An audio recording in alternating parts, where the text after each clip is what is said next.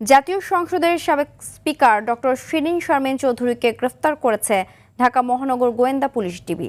গেল ভোররাতে রাজধানীর ধানমন্ডির নিজ বাসা থেকে তাকে গ্রেফতার করা হয়। রংপুরে গুলিবিদ্ধ হয়ে স্বর্ণ শ্রমিক মুসলিম উদ্দিন নিহত হওয়ার ঘটনায় 2024 সালের 27 আগস্ট শিরিন শারমিন চৌধুরী, সাবেক বাণিজ্যমন্ত্রী টিপু মুন্সি সহ 17 জনের বিরুদ্ধে হত্যা মামলা করা হয়। রংপুর 6 আসন থেকে নির্বাচিত হয়ে সংসদ সদস্য হয়েছিলেন শিরিন শারমিন। 2013 সালে 30 এপ্রিল শিরিন শারমিন চৌধুরী প্রথম জাতীয় সংসদের স্পিকার নির্বাচিত হন।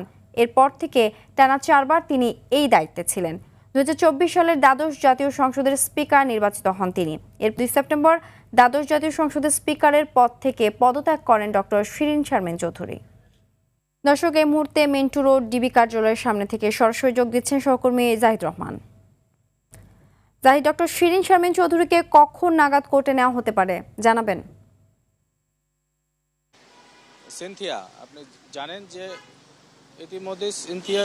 ইতিমধ্যে যে শিরিন শারমিনকে এখানে রাখা হয়েছে ডিবি কার্যালয়ে, তাকে যে কোনো সময় আদালতে নিয়ে যাওয়া হবে এবং ঠিক কোন মামলাটা তাকে গ্রেফতার দেখানো হবে এখন পর্যন্ত সেই বিষয়ে সিদ্ধান্ত হয়নি। তবে আমরা যেটুকু জানি যে তার বিরুদ্ধে স্বর্ণ ব্যবসায়ী, স্বর্ণ শ্রমিক মুসলিম উদ্দিনের যে হত্যা মামলা রংপুরে, সেটি 17 জনের যে মামলা হয়েছে হত্যা মামলা, সেখানে তিনিও একজন আসামি। ইতিমধ্যে এই মামলায় সাবেক বাণিজ্যমন্ত্রী টিপু মুন্সি কারাগারে রয়েছেন এবং বাকি আসামিরা অনেকেই পলাতক রয়েছেন। এবং আপনি জানেন যে 5 আগস্ট যে 2024 সালে গণ অভ্যুত্থানের পর শেখ হাসিনা যখন পালিয়ে যায়, সংসদের যারা অন্যান্য যারা ছিলেন দায়িত্বে সহ বিভিন্ন মন্ত্রী এমপিরা তারাও পালিয়ে বেড়ান এবং ততদিন পর্যন্ত তিনি গতকালকে রাতে ভোর রাতের দিকে তাকে আমরা জানি যে জানানো হয়েছে যে তাকে তার নিজ বাসা ধানমন্ডি থেকে তাকে গ্রেফতার করা হয় এবং এখন তিনি মিন্টু রোডে যে ডিবি কার্যালয় রয়েছে সেখানে তিনি রয়েছেন এবং এখান থেকে তাকে নিয়ে যাওয়ার জন্য যে গাড়িগুলো রয়েছে সেগুলো প্রস্তুত রাখা হয়েছে আদালতে তোলার জন্য